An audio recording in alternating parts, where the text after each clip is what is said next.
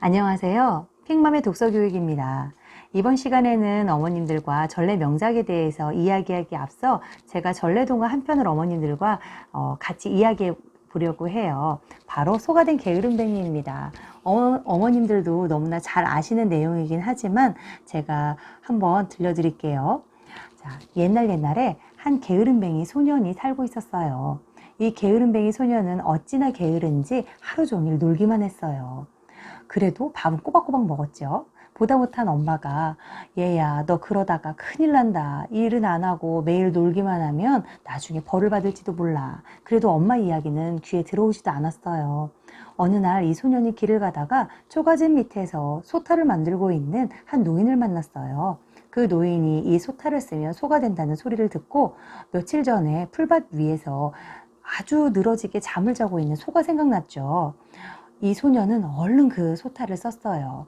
그래서 소가 되었지만 자기가 원하는 대로 맨날 놀고 먹기만 할 줄 알았는데 정말 하루 종일 일만 했어요. 얼마나 일을 했냐면 새벽부터 밤까지 죽도록 일을 했죠.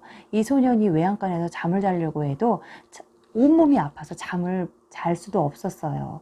엄마가 너무 보고 싶었어요. 엄마가 그렇게 나한테 일을 하라고 했었는데 내가 아무래도 맨날 게으르게 있다가 일은 안 하고 그래서 내가 벌을 받는구나. 정말 눈물이 났어요. 이 소년이 그 다음 날에도 일을 하러 가는데 무밭이 보였어요. 이 물을 먹으면 죽는다는 소리가 떠오른 거예요. 이렇게 살 바에는 죽는 게 나아. 그래서 이 소년이 물을 씹었는데 사람이 되었죠. 그 뒤에 이 소년이 어떻게 되었을까요? 맞아요. 우리가 아는 대로 이 소년은 이제 게으름뱅이가 아니라 부지런한 소년이 되었답니다. 이런 내용이죠. 어머님들, 제가 왜 전래동화 한 편을 읽어드렸냐면요. 바로 전래 명작동화의 어떤 가장 큰 읽히는 목적이 바로 이런 교훈을 주는 책이기 때문이에요. 이 교훈은요, 우리 조상들이 있었던 여러 가지 경험을 통해서 아이들에게 어떤 메시지를 주기 때문에 인성동화로서도 아주 좋은 책이에요. 이게 전래 명작동화를 읽히는 가장 첫 번째 목적이에요. 그리고 두 번째 이유는요, 기승전결이 굉장히 분명한 책이에요. 그래서 아이들이 이 기승전결이 분명한 이야기 책을 많이 읽었을 경우에 우리 애들의 논리적으로 글 쓰는 실력도 많이 늘어나고요. 조리 있게 말하는 능력도 좋아져요. 그래서 우리 아이들이 이걸 읽어야 되고요. 그리고 세 번째 이유, 사실 저는 이 이유 때문에 어머님들에게 정말 많이 읽히라고 추천해주고 싶어요. 바로 그 이유는 우리 문화를 알 수 있기 때문이에요. 요즘 아이들은 우리 문화를 접할 기회가 많지 않아요. 1년에 한 번씩 어머님들과 체험관이라든지 뭐 민속촌이나 이런 데도 가기도 하긴 하지만 정말 그냥 우리가 박물관처럼 보는 거지 우리가 접하진 않았잖아요. 그래서 아이들이 농경사회 그리고 뭐 논과 밭도 구분할 줄 모르더라고요. 제가 여기 이렇게 보면 소가 된 게으름뱅이 나오잖아요. 그러면 여기에서 앞모습이 바로 이렇게 우리나라의 농경 문화가 나와요. 아이들이 그리고 소가 왜 일을 하는지도 잘 이해를 못해요. 이거를 볼 때 이 아이들이 생각하기에는 바로 소는 소고기밖에 생각을 안 하는 거예요. 아, 소고기는 맛있어요, 선생님. 이렇게 이야기하는데 소가 되면은 일을 열심히 한다고 전혀 공감이 안 되거든요. 그럴 때 제가 어머님들에게 팁을 드리자면요. 바로 이 전통 문화랑 같이 연결해서 읽어주라고 하고 싶어요. 바로 일이야. 쟁기 좀 끌어라. 소가 쟁기를 끌잖아요. 그래서 이 이야기를 제가 잠깐 어머님들께 소개하자면 우리 항상 전래동화랑 같이 연결해서 읽어주면 됩니다. 바로 우리나라 농촌 풍경이 나오죠. 6, 70년 전만 해도 우리나라 대부분의 새마을운동 전에는 전부 다 초가집에서 많이 살았거든요. 이런 농촌 풍경이 나오고요. 그리고 농촌에서는 사람들이 뭐 하고 살았는지, 그리고 밭에다가 씨를 뿌리고 뭐 이런 이야기들이 나오고 논밭 일을 할 때 사용되는 도구, 쟁기라든지 곡괭이라든지 뭐 이런 것들이 전부 다 아이들이 농사 지을 때 사용하는구나 알 수 있답니다. 여기가 소가 나오죠.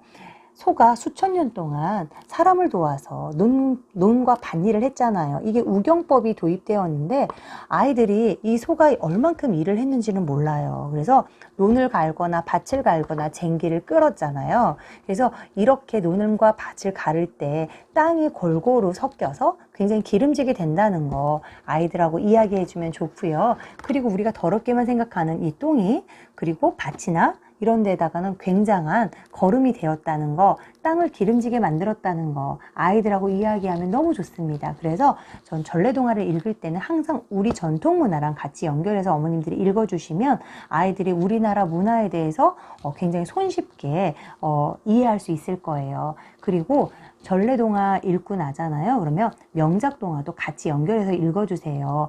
왜냐하면 전래는 우리 문화고요. 세계 명작은요, 세계 문화거든요. 같이 읽게 되면 아이들이 우리 문화와 세계 문화의 차이점도 알 수 있습니다. 우리 문화는요, 이 특징이 있어요. 굉장히 서민들이 주인공인 서민 중심이고요. 세계 명작 동화 같은 경우에는 왕이나 귀족, 왕자, 공주들이 많이 나와요. 그래서 이건 굉장히 귀족 중심이에요. 동물들도 우리나라에 등장하는 거는 대부분 호랑이가 많이 등장하거든요. 호랑이는 우리 민족들한테 어떤 의미인지, 우리 조상들이 어떻게 생각했는지 아이들이 자연스럽게 알 수 있고요. 명작 동화에는 늑대가 그렇게 많이 나와요. 왜 그럴까요? 거의 유럽이 배경이 된 이 명작에서 유럽 배경이 된 명작이 목축업을 주로 했던 이 유럽에서 굉장히 피해를 많이 줬잖아요. 그랬기 때문에 늑대가 많이 나온다는 거, 이거를 아이들이 전래 명작을 자연스럽게 읽으면서 차이점을 알 수 있어요. 그리고요, 제가 명작을 잠깐 하나를 소개해 드리자면 제가 인어공주 하나를 소개해 드릴게요. 인어공주 책 같은 경우에 어머님들 보시면, 자, 이게 어느 나라 작품이냐면요, 이게 덴마크 작품이거든요. 덴마크에서 내려오는 전래예요. 대부분 아이들이 인어공주 이야기하면 디즈니 거 많이 생각하는데 그거 아니죠. 그러면 이 이야기를 읽기 전에 바로 덴마크에 이 책을 먼저 같이 읽어주시면 돼요. 덴마크 문화책이에요.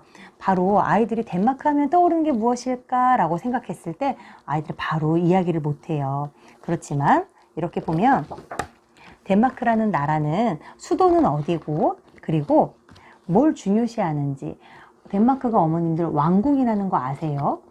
덴마크는요, 대통령이 다스리지 않고 아직도 왕이 존재하는 나라랍니다. 그리고 아이들이 그렇게 좋아하는 레고가 이 레고랜드가 이제 덴마크에 있다는 거, 그리고 레고는 재미있게 놀자라는 뜻을 가진 말이거든요. 덴마크어예요. 그래서 이런 것들도 아이들하고 이야기하면 좋고요. 그리고 아이들이 그렇게 좋아하는 안데르센 있죠.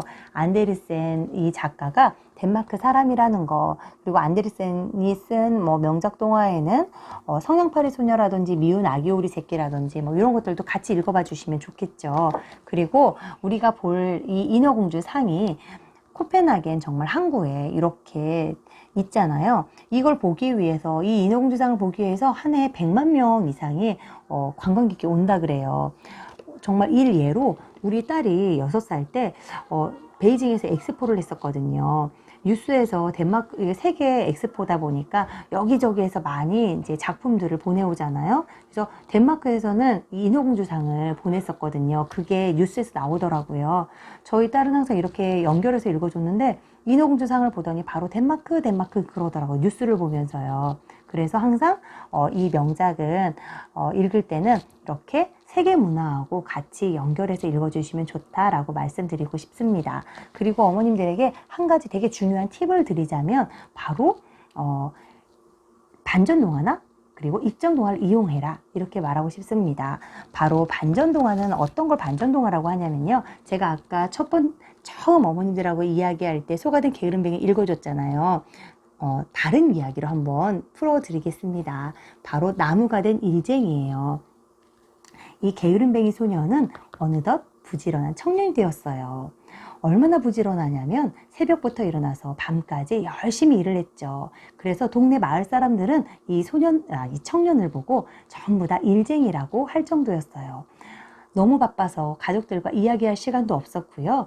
그리고 친구들을 만날 시간조차 없었어요. 항상 바쁘다 바빠 이 소리를 달고 살았죠.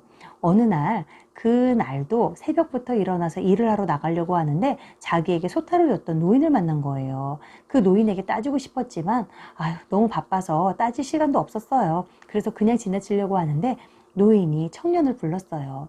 시간이 부족하거든 이 물약을 한번 먹어보세요. 좋은 일이 있을 겁니다. 그렇게 말하는데 그냥 건성건성 가면서 받아서 갔죠. 하루 종일 일을 했는데도 정말 시간이 부족했어요. 시간이 더 있다면. 그런데 문득 노인이 준 물약이 생각났어요. 이 물약을 먹으면 좋은 일이 있다고 하는데 시간이 늘려주나? 라고 생각해서 물약을 얼른 먹었죠. 그런데 시간은 늘어나지 않고 자기 몸이 아름드리 나무가 되는 거예요. 너무 놀랐어요. 그러면서 하늘을 보며 생각했어요. 나는 열심히 아침부터 쉬는 타임도 없이 열심히 놀지도 않고 일만 했는데 내가 왜 이런 벌을 받아야 되나? 왜 나무가 돼야 되나? 정말 억울했어요. 그런데 새들이 자기한테 날아오는데 새소리가 너무 아름다운 거예요. 그리고 문득 또 하늘을 쳐다봤는데 하늘이 너무 푸르른 거예요. 나는 이 새가 아름다운 이 새가 지저귀는 소리도 못 듣고 저렇게 파란 하늘도 못 보면서 일만 했구나. 정말 서글펐어요. 그런데 마을 사람들이 와서 자기 친구 이야기를 하는 거예요. 친구 중에 한 명이 결혼을 한다는 것과 또 한 명은 아프다는 거예요. 내 가까운 사람들이 이렇게 좋은 일과 나쁜 일이 있는데도 나는 하나도 몰랐구나. 내 소중한 것을 몰랐구나. 모르며 살았구나. 정말 너무나 회한의 눈물을 흘렸어요. 그랬는데 눈물을 흘리고 있는 이 청년이 다시 사람이 되었죠. 이 청년이 어떻게 되었을까요? 맞아요. 중요한 것들을 챙기면서 이제 부지런하긴 하지만 그런 사람이 되었답니다. 자, 이 이야기는 앞의 이야기하고 완전 다르죠? 말 그대로 시대에 따라서 사람들의 생각도 다르단 말이에요.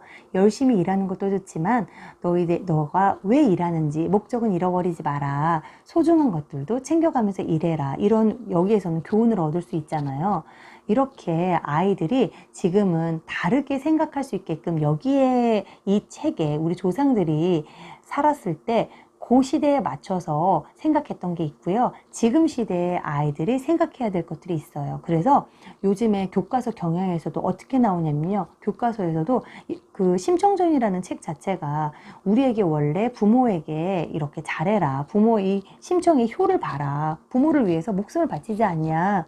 조선시대 때는 효가 가장 중요한 덕목이었기 때문에 그거를 말해주고 싶었지만 지금은 아니거든요. 정말로 자식이 부모를 위해서 목숨을 바치는 게 그게 옳은 일인가? 아이들한테 다시 한번 그게 정말 효인가 생각하게 하고요. 심청이가 인당수에서 빠졌을 때 그 뒷이야기를 네가 한번 써봐라. 이런 식으로 지금은 많이 바뀌었습니다. 그래서 어머님들이 전래 명작을 읽어주실 때에는 이렇게 다양한 입장에서 등장인물들의 생각은 어떨까 그냥 스토리 있는 대로만 읽어주지 마시고요. 이런 식으로 어머님들이 여러 등장인물들의 마음 상태를 같이 공감하면서 읽어주시면 훨씬 더 효과적일 겁니다. 오늘 저의 어머님들의 이제 강의가 공감이 되셨다면 좋아요와 구독을 꼭 누르는 거 잊지 마시고요. 다음 시간에는 더 좋은 교육으로 찾아뵙겠습니다. 감사합니다.